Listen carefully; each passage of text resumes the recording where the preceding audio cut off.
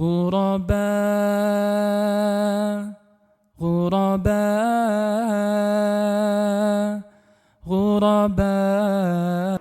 نحمده ونستعينه ونستغفره ونعوذ بالله من شرور أنفسنا ومن سيئات أعمالنا.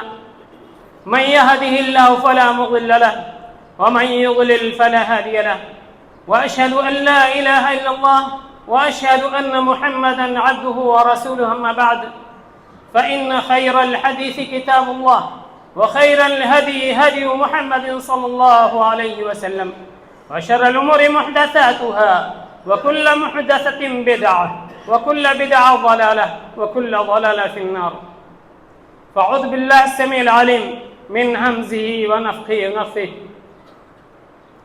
يا أيها الذين آمنوا اتقوا الله حق تقاته ولا تموتن إلا وأنتم مسلمون. يا أيها الناس اتقوا ربكم الذي خلقكم من نفس واحدة وخلق منها زوجها وبث منهما رجالا كثيرا ونساء، واتقوا الله الذي تساءلون به والأرحام إن الله كان عليكم رقيبا. يا أيها الذين آمنوا اتقوا الله وقولوا قولا سديدا يصلح لكم أعمالكم ويغفر لكم ذنوبكم، ومن يطع الله ورسوله فقد فاز فوزا عظيما.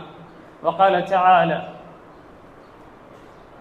واعتصموا بحبل الله جميعا ولا تفرقوا واذكروا نعمة الله عليكم إذ كنتم أعداء فألف بين قلوبكم فأصبحتم بنعمته إخوانا. وقال تعالى: وأطيعوا الله ورسوله ولا تنازعوا فتفشلوا وتذهب ريحكم واصبروا إن الله مع الصابرين. وقال تعالى: فإن تنازعتم في شيء فردوه إلى الله والرسول إن كنتم تؤمنون بالله واليوم الآخر ذلك خير وأحسن تأويلا. وقال تعالى: إنما المؤمنون إخوة فأصلحوا بين أخويكم. وفي الحديث النعمان بن بشير رضي الله عنه قال رسول الله صلى الله عليه وسلم: مثل المؤمنين في توادهم وتراحمهم وتعاطفهم مثل الجسد إذا اشتكى منه عضو تداعى له سائر الجسد بالسهر والحمى. رواه مسلم. سامعين الكرام، معزز हाजिरीन जुमा, बुजुर्गों, दोस्तों, बच्चों और प्यारी माँ और बहनों, अल्लाह रब्बुल इज़्ज़त का बेताएं एहसान और शुक्र है कि रब्बे करीम ने हम तमाम को इस्लाम जैसी अजीम नेमत से नवाजा, हमें पैदा फरमाया और पैदा फरमाने के बाद हमें बेकार नहीं छोड़ा, बल्कि हमारी हिदायत के लिए अंबिया और रसूल का सिलसिला मबूस फरमाया। और इस सिलसिले की आखिरी कड़ी जनाब मुहम्मदुर रसूलुल्लाह सल्लल्लाहु अलैहि वसल्लम पर ख़त्म हुई, जो सारी इंसानियत के लिए रुश्द हिदायत का पैकर बनकर दुनिया में तशरीफ लाए और जिनके ज़रिए से भटकती इंसानियत को सीधा रास्ता मिला। अल्लाहुम्मा सल्लि व सल्लिम बारिक अला नबीना मुहम्मद व अला आलिहि व सहबिहि व सल्लिम तस्लीमन कसीरा। शामीन जुमा, आपने मुख्तलिफ जगहों की मुख्तलिफ आयात से खुतबे का मौजू तो समझ लिया होगा। आज मेरा मौजू बहुत हसास मौजू है, बहुत ही हसास मौजू है। मैं रब्बुल जलाल से दुआ करूँगा इलाहुल आलमीन मुझे कौल हक़ सही बात कहने और अमल करने और तमाम को सुनने और अमल करने की तौफीक बख्शे। जबकि हम इस वक्त शाबान के मुबारक महीने से गुज़र रहे हैं, ये महीना भी बहुत मुबारक है। अल्लाह के रसूल सल्लल्लाहु अलैहि वसल्लम कसरत से रोज़ा रखा करते थे, रमज़ान की इस्तेदाद और तैयारी करते थे। अगला महीना रमज़ान का आने वाला है, जो गिनती के चंद दिन ही हैं। आइंदा दिनों में इंशाअल्लाह आप रमज़ान के मुताल्लिक़ नसीहतें और खुतबे सुनेंगे, इस्तक़बाल रमज़ान के ताल्लुक़ से आइंदा सुनेंगे। रमज़ान में जो एक मंजर होता है दुनिया में मुसलमानों का, एक जम्मे गफीर जो मसाजिद में और मुख्तलिफ जगहों पर जमा होता है, वही आज मेरा मौजू है। حقیقت تو یہ ہے کہ اسلام کے اندر انفرادی زندگی کی کوئی گنجائش نہیں ہے. اسلام انفرادی زندگی سے قطعاً منع کرتا ہے. ایک انسان، اگر آپ تھوڑی سی عقل لگائیں گے تو ایک انسان اکیلے زندگی گزار ہی نہیں سکتا ہے. آپ اپنے آپ کو یہ تصور کر لیں کہ میں اکیلا جینا چاہتا ہوں، کیا یہ ممکن ہے؟ یہ فطرت کے خلاف ہے. اللہ نے فطرت میں اجتماعیت کو رکھا ہے. انسان اپنی ضروریات خود پورا کر ہی نہیں سکتا.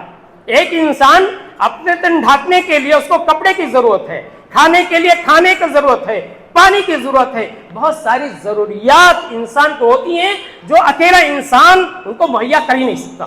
ایک نظام ہے، ایک سسٹم ہے، اجتماعیت، اور جس کے تحت ایک دوسرے کا ضرورت مند ہوتا ہے اور اس سے ضروریات پوری ہوتی ہیں. اور یہ فطرتاً انسان اکیلے زندگی نہیں گزار سکتا بلکہ وہ اجتماعیت کا محتاج ہوتا ہے. آج یہی میرا موضوع ہے، اتفاق و اتحاد. یہ اسلام کی روح ہے. اتحاد اور اتفاق اور انتشار اور افتراق، یہ اسلام کا جنازہ نکالنا ہے. اسلام کی دیوار کو کھوکھلا کر دینا ہے. اسلام کی دیوار کو منہدم کر دینا ہے، ڈھا دینا ہے. یہ وہ اتحاد ہے جس اتحاد کے لیے انبیاء اور رسول نے توحید کے ذریعے سے اس پیغام کو اٹھایا، پہنچا شروع کیا اور امت کو متحد کیا توحید کے ذریعے. اگر آپ اسلام کے شعائر پہ نظر ڈالیں گے تھوڑی دیر کے لیے، قبل اس کے کہ میں اصل موضوع پر آؤں، آپ کو یہ بتانا چاہتا ہوں کہ یہ کتنا اہم موضوع ہے، کتنا اہم موضوع ہے. آپ شہادتین کو دیکھیے. ایک اللہ کا اقرار کرنا، نبی کی گواہی دینا کائنات کے سارے انسان کے لیے ضروری ہے. کیا ضروری ہے مسلمان کے لیے؟ یہ کلمہ کا پڑھے کہ اللہ کے سوا کوئی معبود برحق نہیں ہے. حقیقی معبود اللہ کی ذات ہے. یہ وحدانیت کا درس ہے. سارے لوگ ایک کلمے کو پڑھیں گے، ایک نبی کی تعلیم کو تسلیم کریں گے، ایک نبی پر ایمان لائیں گے. اس سے بڑی وحدانیت کا درس اور اسلام کے اندر کیا ہو سکتا ہے؟ اسلام وحدت کا دین ہے. الصلاۃ، دوسرا رکن، نماز. ہر شخص اپنی مسجد بنا کے نماز پڑھے گا، اسلام کا کیا پاچا ہو جائے گا، اسلام کا جنازہ نکل جائے گا. آپ یہاں جمع ہوئے ہیں جامع مسجد کے اندر. اسلام یہی مطالبہ کر رہا ہے، کونوا عباد اللہ اخوانا. مسلمانوں سب کے سب بھائی بن کر کے رہو، اجتماعیت کے ساتھ رکھو، اجتماعیت کی زندگی گزارو، امیر اتحاد زندگی گزارو. اجتماع الجماع علیکم بالجماع. نبی نے بار بار اکسایا ہے، ابھارا ہے، اجتماعیت کے ساتھ زندگی گزارو. یہ نماز اجتماعیت کا بہت ہی عظیم درس دیتی ہے. اجتماعیت کا ایک امام اس کے پیچھے سب کھڑے ہو گئے. کالا گورا کوئی بھی خاندان کچھ بھی نہیں اسلام کے اندر. جو تم میں تقوی والا ہو، تم میں جو پرہیزگار ہو، وہ تمہارا امام ہو. اس کے اقتداء میں سب نماز ادا کر رہے ہیں، نماز پڑھ. یہ وحدانیت کا درس ہے، یہ اتحاد کا درس ہے. نماز ہمیں اتحاد کا پیغام دیتی ہے، توحید کا درس دیتی ہے. روزہ، صوم. روزہ کے اندر آپ روزہ رکھتے ہیں. نبی نے من فطر صائما، اللہ کی بات ہے، جس نے کسی روزے دار کو افطار کروایا اس کے لیے بھی اتنا اجر ہے اور اس کے اجر میں سے کوئی کمی بھی نہیں ہوگی.